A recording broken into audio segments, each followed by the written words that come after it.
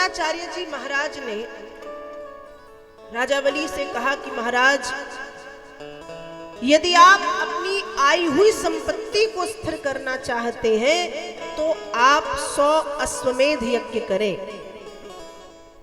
गुरुदेव की बात मान के राजा बलि ने अश्वमेध यज्ञ की तैयारियां प्रारंभ की और नर्मदा मैया के उत्तर तट पर भृगुकक्ष नाम के पावन स्थान पर राजा बलि ने 99 यज्ञ पूर्ण कर लिए। मात्र एक यज्ञ बचा है। और जब एक यज्ञ बचा तो देवताओं की माता अदिति घबराने लगी कि अब हमारे पुत्रों से राज्यपाट छिन जाएगा। कश्यप ऋषि से निवेदन किया, तब उनने पयोव्रत नाम का एक व्रत बताया। देव माता अदिति के पयोव्रत करते ही श्री हरि नारायण ने बटुक ब्रह्मचारी के रूप में उनके यहाँ अवतार लिया। और जब बटुक बन करके भगवान आए तो सभी देवी देवताओं ने खूब स्वागत सत्कार करके भगवान को उपहार समर्पित किए। और तब भगवान राजा बलि के यज्ञ की ओर प्रस्थान करते। जब भगवान राजा बलि के यज्ञ में पहुंचे तो बलि यज्ञ मंडप के भीतर थे। भगवान के पहुंचते ही यज्ञ मंडप के चारों तरफ एक प्रकाश छा गया, तेज छा गया।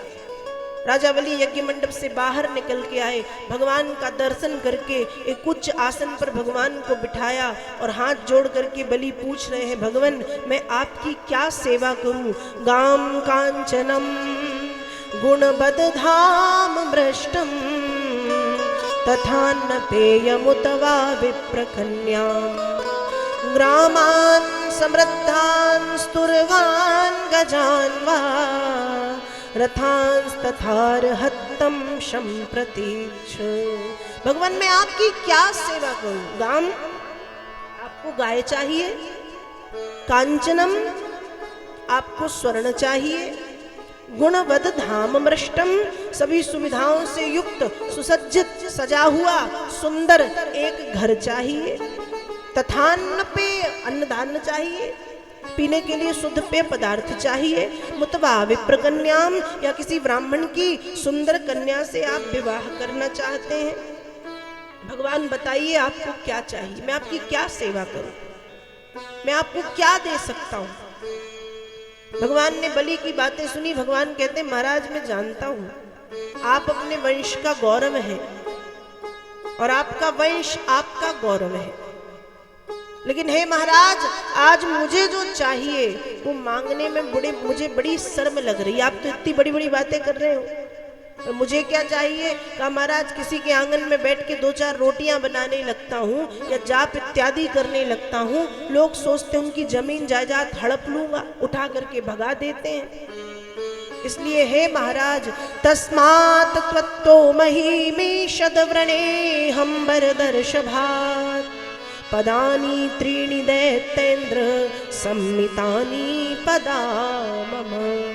हे दैत्येन्द्र, हे असुरराज, हे दैत्याधिपति बलि, मुझे 3 पग 3 पद 3 डग पृथ्वी चाहिए। और महाराज मुझे तुम्हारे पैरों से नहीं चाहिए, मुझे खुद के पैरों से चाहिए। भगवान की बच्चों जैसी बातें सुन करके बलि को हंसी आ गई। बलि कहते प्रभु अपने पैरों से ले लेना, पर 3 क्यों? 4 ले लो, 5 ले लो, 10 ले लो, 50 ले लो, 100 ले लो, 3 क्यों? भगवान ने कहा देखो महाराज मैं ठहरा ब्राह्मण और 2.5 फीट का हूं, वैसे भी 3 मांग रहा हूं, इतनी देना हो तो दो, नहीं तो तुम जैसे कई हैं मुझे देने वाले। मैंने सुना है ब्राह्मण को लोभी नहीं होना चाहिए, लोभी ब्राह्मण का अति शीघ्र सर्वनाश होता है, इतनी देना हो तो दो वरना मैं चला। बलि ने पैर पकड़े, अरे सरकार जितनी कहोगी उतनी दूंगा, ना उससे ज्यादा ना उससे कम। शुक्राचार्य जी के मन में बात आई ब्राह्मण तो बहुत से देखे हैं लेकिन इतना संतोषी ब्राह्मण मैंने अब तक नहीं देखा, या तो ये ब्राह्मण नहीं और यदि ब्राह्मण है तो विशेषता है। आंखें बंद करके जब भ्रकुटी केंद्र में देखा तो नारायण का दर्शन हुआ। शुक्राचार्य जी बोले महाराज सावधान, ये जो भिखारी बन के बना है ना, ये आया है, ये तुमको भिखारी बना देगा।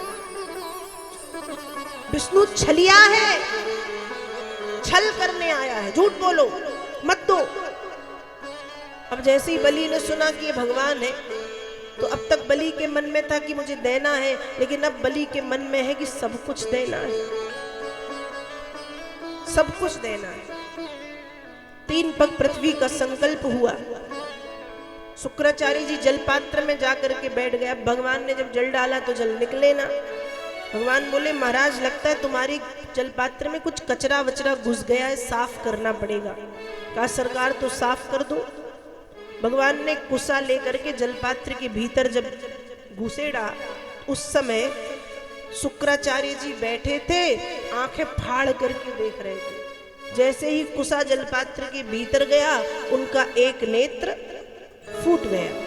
शुक्राचार्य जी बाहर आए, जल गिरने लगा। 3 पग पृथ्वी का संकल्प हुआ। पहले पग में पृथ्वी, दूसरे पग में आकाश और स्वर्ग।